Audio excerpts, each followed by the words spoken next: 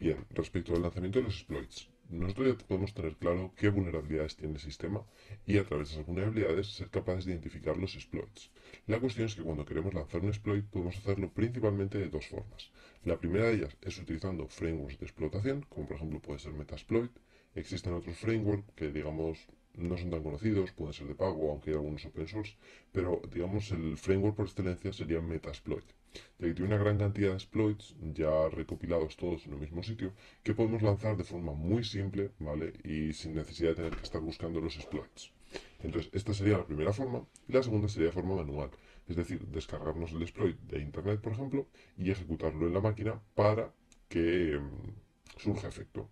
La cuestión es que estas son dos formas de lanzar los exploits, pero ¿qué tipos de exploit tenemos? Pues bien, tenemos diferentes tipos de exploit según dónde lo estemos lanzando. Es decir, tendremos los exploits remotos, son aquellos donde nosotros vamos a lanzar el exploit en nuestra máquina, ¿vale? Y lo que va a hacer es enviar paquetes, enviar cierta información a la máquina vulnerable, debido a que normalmente digamos, las vulnerabilidades se encuentran en los servicios que tiene públicos esa máquina. Por lo tanto, nos comunicamos con la máquina, explotamos la vulnerabilidad y podremos tomar control de ella de forma remota, ¿vale? Estos son los más comunes y los que más vamos a utilizar, ¿vale? También son los más peligrosos. Luego tendríamos los exploits locales. Esto significa que estamos, o digamos, ya tenemos acceso a la máquina, ¿vale?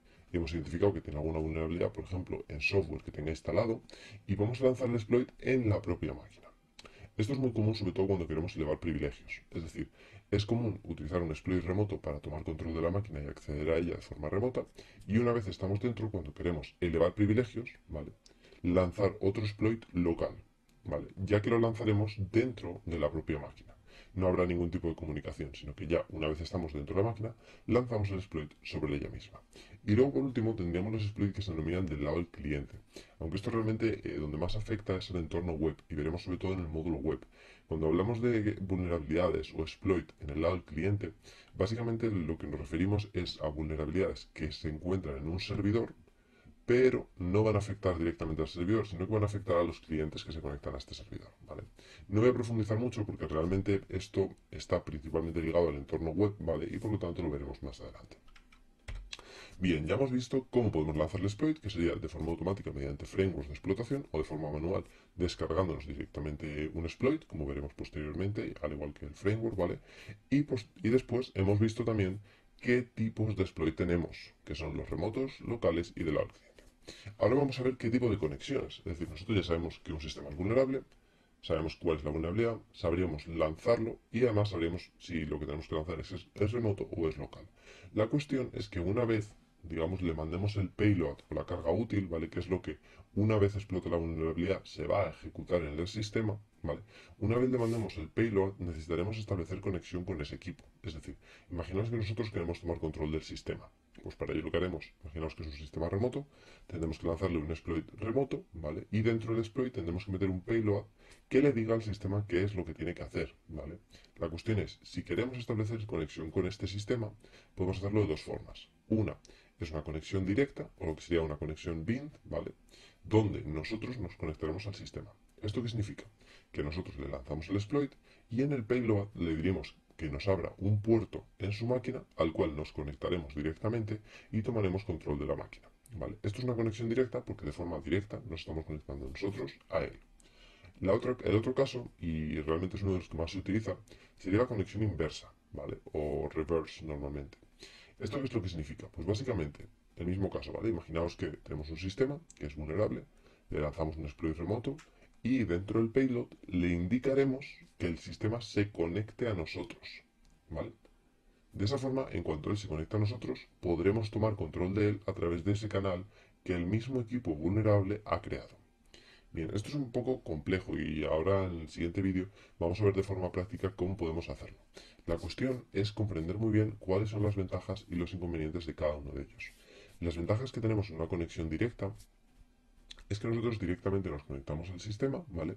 Y esto suele ser muy práctico siempre que nos encontramos, por ejemplo, en la misma red, ¿vale?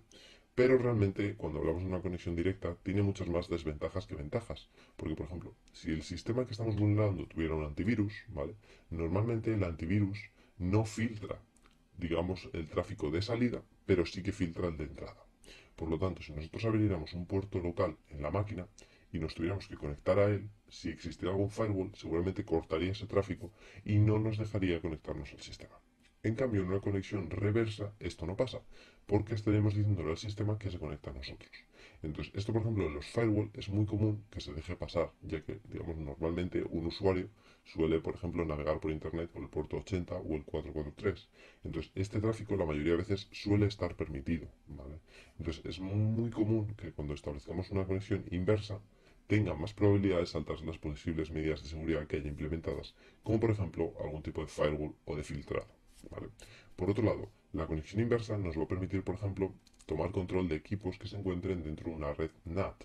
Es decir, imaginaros una empresa. Una empresa realmente no tiene todos sus sistemas, por norma general, expuestos a Internet, sino que los tiene dentro de redes internas, ¿vale? Por lo tanto, no tiene una dirección IP pública directamente asignada a la que pudiéramos conectarnos. De esta forma, establecer una conexión directa sería imposible. Lo que tendremos que hacer es establecer una conexión inversa y decirle al equipo interno de la organización que se conecte a un sistema que nosotros tenemos público en Internet, ¿vale? Por lo tanto, la conexión directa está bien para hacer pruebas y en entornos que sean más pequeños y puedan no tener medidas de seguridad, pero una conexión inversa nos va a proporcionar un mayor grado de seguridad y sobre todo tiene más posibilidades de evadir posibles filtros que nos encontremos, ¿vale? Recordar, conexión directa, nos conectamos directamente al sistema y conexión inversa, el sistema se conectará a nosotros. En ambos casos, lo que se suele buscar es obtener control del sistema, ¿vale? Ya sea mediante una conexión directa o una conexión inversa.